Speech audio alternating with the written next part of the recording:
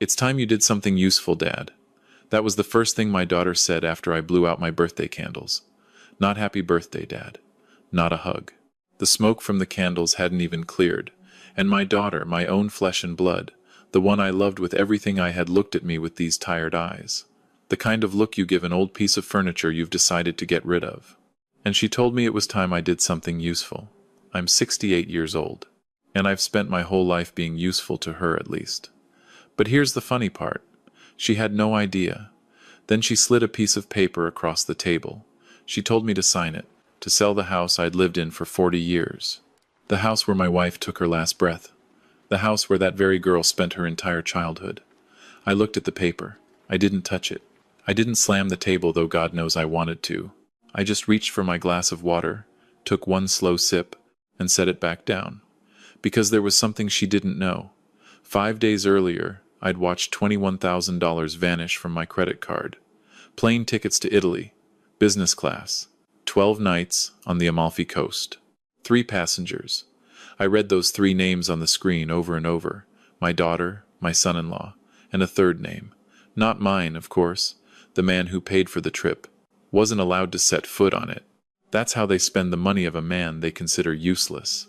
And right now, you're trying to guess what I did with that piece of paper, aren't you? Don't get ahead of me. Trust me, the best part isn't what I did. It's why I let it get this far in the first place. Let me start from the beginning. My name is Marcus. I'm 68 years old.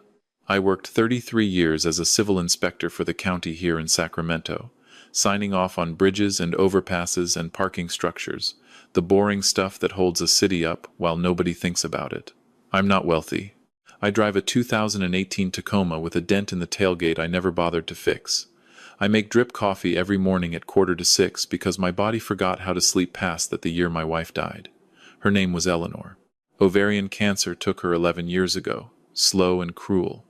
And after that it was just me and an old basset hound named Walter, who followed her out of this world about 3 years later. After Walter, the house got very quiet. You learn to live inside that quiet. You don't ever really get used to it. I have one child, a daughter. I'm going to keep her real name out of this, so I'll call her June, because that was Eleanor's middle name and my girl has her mother's stubbornness. She's 36 now. Married a man I'll just call my son-in-law, because legally that's the title, even though the word son sat wrong in my mouth from the first handshake. He sold commercial property leases, made a comfortable living, comfortable enough to drive a leased Audi he stretched for, and book ski trips to Tahoe he couldn't actually afford. And every single time the distance opened up between what they earned and what they spent, and it always opened up, I was the one who stepped into the gap. I want to be honest with you, because I've spent a long year sitting with my own part in this. I built this, brick by brick. I was a lonely widower with a pension and a paid-off house, and exactly one person left on earth I wanted to spend money on. So I did. When they bought their place out in Folsom, I handed them $41,000 for the down payment. Not a loan. A gift. That's what fathers do, I told myself. When my granddaughter came along, her name is Mabel, and she is the whole reason my heart still works. I covered 2 full years of a private preschool, because June said the neighborhood program wasn't stimulating enough. That was $1,600 a month. I paid it and never said a word. My son-in-law never thanked me. Not once. Not one time. When their air conditioning died in the middle of a Sacramento July, I wrote the check. When he wanted to take some executive networking intensive that turned out to be a weekend at a resort in Palm Springs, I covered half. Because June called and said they were tight that month. Tight. They'd just redone the kitchen. Quartz counters, soft close cabinets, a faucet that cost more than my first car. I gave them $14,000 toward it because June promised it would build equity. It built their equity. I never saw a cent come back. I never asked for one. I'm not telling you this so you'll pity me. I'm telling you so you understand the shape of the thing before it bared its teeth. Now, the afternoon I need you to see clearly was a Thursday in late October, my birthday. June had called the week before to say they wanted to take me out somewhere nice. His idea, she said, which surprised me, because the man never once suggested anything that opened his own wallet. She named a steakhouse in Midtown, the kind with linen napkins and a sommelier and prices that make you sit up straight. I said it sounded lovely. I got a haircut. I put on the good shirt Eleanor bought me the last Christmas she was alive. I was looking forward to it like a kid. I drove myself, because I've driven myself my entire life. And I'll stop the day a doctor takes the keys and not one day sooner. They were already at the table when I got there. Mabel wasn't with them. With a sitter, June explained, because it was a grown-up dinner. I should have heard the alarm in that. Mabel adores me.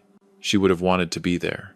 But I sat down, ordered a club soda, opened the menu, and thought, my daughter planned something nice for her old man. Look at that. The appetizers came. We talked about nothing. The weather. A deal he was chasing. June mentioned Mabel had started reading chapter books on her own, and my chest swelled, and I said I'd love to take her to the library some Saturday. June said, we'll see. She'd started saying that a lot lately, every time I asked for time with my own granddaughter. We'll see. I filed it away and said nothing. Then the entrees arrived, and the temperature of the table changed. He set his fork down. Slow, deliberate. I'd seen that move before. It's what he does right before he says something he's rehearsed in the mirror. June reached into her bag and pulled out a sheet of paper folded in thirds. She slid it across the white tablecloth toward me, past the bread plate, past my water glass, and stopped it right at the edge of my hands. I didn't pick it up. She said it was something they'd worked through with a financial advisor. A proposal, she called it. They wanted me to sell my house, the house I've owned since 1989. The house Eleanor and I tiled the bathroom in over one miserable, laughing weekend. The house June took her first steps in, and used the money to buy something smaller, safer, more appropriate for my stage of life. The leftover equity would go into a shared family account they would help me manage. I said, I'm 68, not 108. My son-in-law nodded, like he'd anticipated that, and said that men my age living alone were statistically at elevated risk for falls, for isolation, and I want you to hear this exactly as he said it early, cognitive decline. He said those two words to my face. Across a $58 ribeye I already knew I'd be the one paying for. I said, where is this coming from? And here's the moment I've replayed maybe 500 times since. June looked at me. Not angry, not sorry, tired, like I was a chore on a list she was finally getting through. And she said it. Dad, you're becoming a burden. She didn't mean to land it that flat. I'm sure of that. I think burden was a word they'd worn smooth between the two of them in private, said so many times it had stopped cutting, and it just fell out of her mouth the way an overused word does. But that's the word she used. Burden. Let me sit in that with you for a second, because I think a lot of you already know this exact feeling. If you have ever given everything you had to someone, your time, your money, your whole quiet heart, and then watched their face go flat as they decided you were a problem to be solved, then you know there's no physical pain that compares. It's a specific kind of cold. It starts in your stomach and climbs. 33 years of mortgage payments on a house I gave her the down payment for. $1,600 a month so my grandbaby could finger paint somewhere stimulating. And the math of all of it added up in her tired eyes to one word. Burden. I didn't shout. I want you to know that. Something in me went very still and very clear instead, the way it used to when I'd be walking a job site and spot a stress fracture nobody else had caught. I picked up the paper. I read it. It laid out a plan where I'd liquidate the single biggest asset I own and hand oversight of the proceeds to my daughter and her husband, wrapped in soft language about consolidating family resources and strategic stewardship. Any law student in his first month would have recognized it for what it was. A polite blueprint for the kind of arrangement where the old man ends up with a checking account he doesn't control and a guest room in a house with someone else's name on the deed. I set it back down. I took a sip of club soda, and I asked her, gently, do you have any idea what that house is worth right now? She said the market was soft. I said the market was not soft. I told her I'd had it appraised 8 months earlier, because I'd thought about a small refinance, and it had come in at $426,000. I told her I'd paid $89,000 for it in 1989. I told her I'd replaced the roof, the windows, the furnace, and the water heater in the last 12 years, every dollar out of my own pocket. I told her there was no mortgage, hadn't been since 2010, that the house was mine, free and clear, and I intended to keep it exactly that way. My son-in-law opened his mouth to say something about how they were only trying to help me plan. I said, let me stop you there. I paid the bill.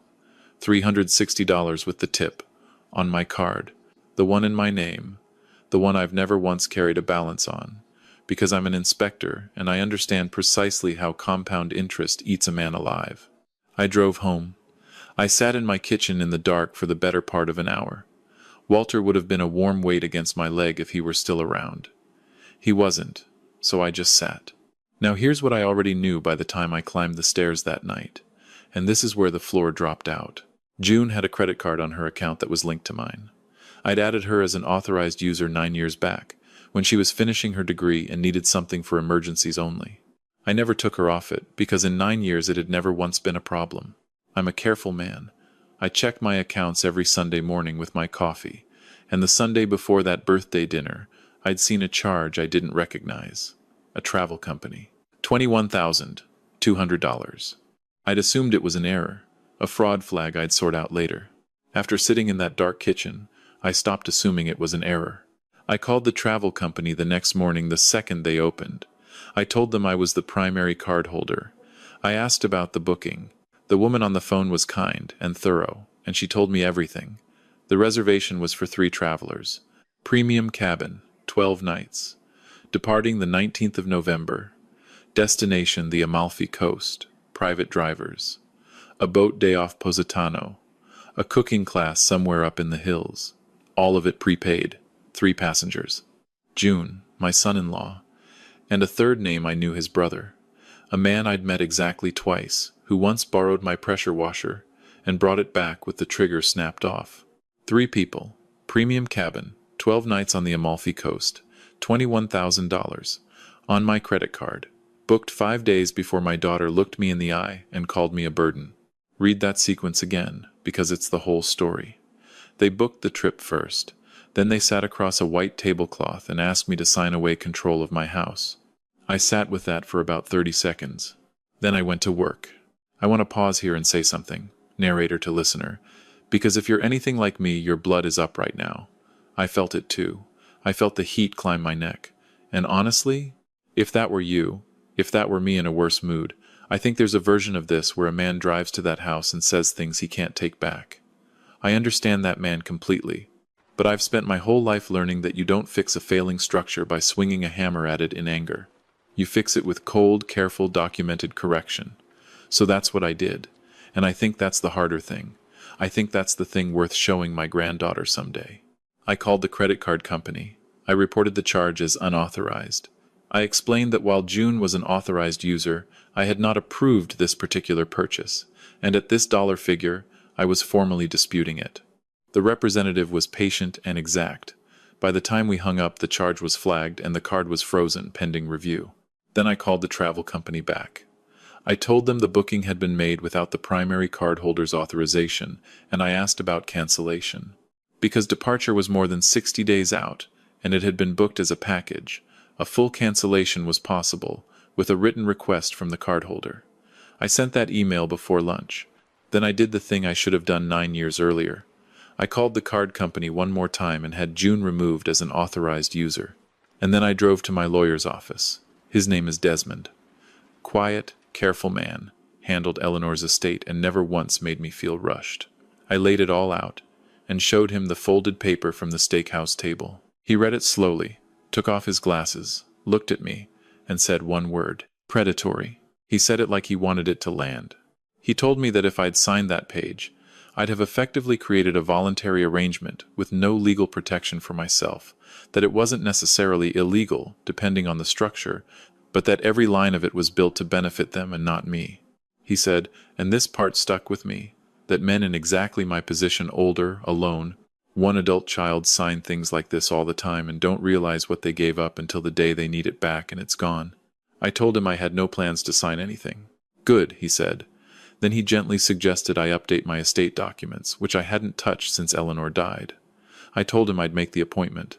I meant it. I drove home. I made a sandwich. I sat on the back porch where the grill stood, exactly where it stood, and I thought about Eleanor, the way I do most days, but harder that one. She was the practical one. She'd have looked at me over her reading glasses and said, "Well, Marcus, you already know what you have to do." She'd have been right. She usually was. June called that evening. She didn't mention Italy. Of course she didn't. She asked how I was holding up, in that voice people use when they already know exactly what happened, and they're waiting to see how much you know. I said I was fine. I said it was a nice dinner. There was a long pause. Then she said she hoped I'd really think about what they'd proposed. I said I had thought about it. I said I wasn't selling the house. Her voice changed, sharpened. She said she didn't think I fully grasped what they were offering. And I said, June, I inspected load-bearing structures for 33 years. I understand exactly what's holding what up. And this arrangement isn't built to carry my weight. It's built to carry yours. She went quiet. After a moment she said she'd talk to me later, and the line went dead. He called 2 days after that, and his voice, I'd never heard it do this before.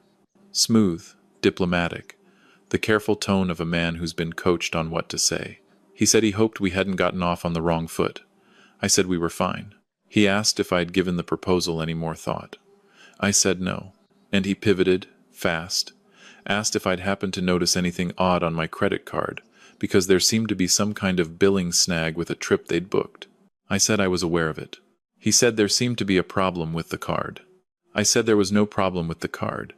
I said I'd canceled the reservation. The silence on the other end was a whole landscape. I told him I'd also removed June from the account. He asked carefully why I'd do something like that, and I told him, because she'd used it to book a $21,000 vacation to the Amalfi Coast 5 days before sitting across from me and calling me a burden, and I didn't consider that a reasonable use of a card I'd extended as a kindness. He started in about how the trip was a family thing, how they'd always planned to loop me in, how there was context I was missing. And I told him the only context I needed was printed on my statement. He said I was being unreasonable. I said maybe so, but I was being unreasonable with my own money, in my own name, so I could live with it just fine. I didn't hear a word from either of them for 13 days. When June finally called again, something underneath her voice had moved. The tiredness was gone. What replaced it sounded almost scared. She asked if she could come by. I said that was fine. She came on a Sunday, alone, and I noticed that, the way you notice load shifting. She sat down at my kitchen table, the same table where she did her multiplication worksheets at 8, the same table where she cried at 16 over a boy whose name neither of us remembers now, the same table where we ate cold turkey sandwiches at midnight, the Thanksgiving she came home from college because we'd both been too stuffed at dinner to enjoy it.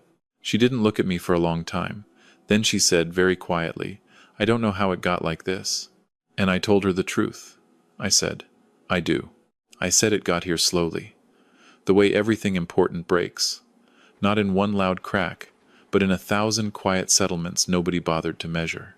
I told her I stopped drawing lines a long time ago, and that when you stop drawing lines, people stop being able to see them. That's not entirely their fault. That's physics. She asked about Italy. I told her the booking was cancelled, the charge disputed and resolved, her card access gone for good. I said it the way I used to flag a beam that didn't meet spec. Not cruel, just true. And she started to cry. Not the showy kind. The quiet, mortified kind. The kind that embarrasses the person doing it. She said she was sorry. She said burden wasn't what she'd meant. She said what she'd meant was that she was scared that watching me get older alone in this big house terrified her, and that somewhere along the way she and her husband had talked themselves into believing the thing they were proposing was for me. I let her finish all of it. Then I said, I believe you're scared. I do. But fear doesn't explain $21,000 you spent without asking me. She had no answer. There wasn't one. I want to stop the story right here. Because this is the part that matters more than the credit card, more than the lawyer, more than any of it. I could have ended her right there. I had every receipt. I had the moral high ground stacked to the ceiling. And there's a version of me, a younger and angrier version, who would have used it, who would have made her sit in that shame until it scarred. But I looked at her crying at the table where she learned to read, and I understood something I want you to understand too. She wasn't a villain. She was a frightened person who'd let a small, ugly idea grow in the dark, because nobody ever turned the light on it. And I was the one who'd kept the room dark, for years, by giving and never once saying a hard word. If you have ever loved someone who hurt you, and found that your anger and your tenderness were sitting in the exact same place in your chest, refusing to separate, then you already know how that kitchen felt. So here's what I said. I said, this house is mine. My money is mine. I'm 68 years old. I've got a clean bill of health. I drive myself everywhere, and I run my own life. The day I can't do those things, I have a lawyer, a doctor, and enough sense left to ask for help. What I don't need is you and your husband deciding for me before that day ever comes," she asked, in barely a whisper. "So what happens now?" I told her. "That part's up to you." I told her I wasn't going anywhere. I wasn't cutting her out. I wasn't holding a grudge I couldn't set down. But I was done being a resource that got drawn from without warning. I was done being managed like a line item. And if she wanted a relationship with me, not with my house, not with my account, that was something I wanted more than she could possibly know. She stayed 2 hours. We didn't talk about money again. We talked about Eleanor. We talked about things she remembered from being small that I'd never known she carried. We talked about Mabel, and how June wanted her to actually know me, not visit me twice a year on holidays, but know me. When she left, she hugged me at the door and held on a few seconds longer than she has in years. I stood on the porch after her taillights disappeared and looked at the old liquidambar tree in the corner of the yard, the one Eleanor wanted to cut down once because it dropped those spiky seed balls all over the lawn. I'd talked her out of it. Told her the tree wasn't the problem. We just had to rake more often. She'd laughed and said I could engineer my way out of anything. Standing there in the dark, I wasn't so sure that was a compliment anymore. Some things you can't engineer around. Some things you just have to feel all the way through. A few weeks later, I sat down with Desmond and rewrote my estate. June is still in it. I love her, that was never the question. But the structure is different now. Cleaner. With the kind of protections that don't leave a crack for a folded piece of paper to slide through on a man's birthday. Desmond said I was making smart choices. I told him I was finally making the choices I should have made a decade ago. This whole thing taught me something I wish somebody had told me at 50. The people who take advantage of you almost never start by taking. They start by receiving, and you start by giving, because giving feels like love. And somewhere in the middle, without any alarm going off, the giving becomes expected, and the receiving becomes owed. By the time you finally notice the ground has shifted, you've been silent so long that speaking up feels impossible, like you'd be the one breaking something, when really you'd just be the first one to name what was already broken. So if you take one thing from an old inspector, take this. Go look at the quiet arrangement in your own life, the card you added just for emergencies, the help that became a habit, the line you stopped drawing because the conversation felt too hard. Look at it this week, not next year, this week. And then ask yourself the question I should have asked myself years before that birthday dinner. Am I giving because it's love? Or am I giving because I'm afraid of what happens if I stop? Sit with that one. It's not comfortable. The honest ones never are. Now I want to hear from you, because I've been talking a long time and this story belongs to all of us a little. Tell me where you land on what I did. If you think I did right, that a man's home and dignity are worth protecting, even from his own child, comment a 1. If you think I was too hard, that family is family and money should never come between blood, comment a 2. And if you think the truth lives somewhere in the messy middle, like I suspect it does, comment a 3. I read these. I really do. And tell me where in the world you're listening from, and what time it is where you are. I love picturing all of you out there, in your kitchens and your cars, and your late-night living rooms.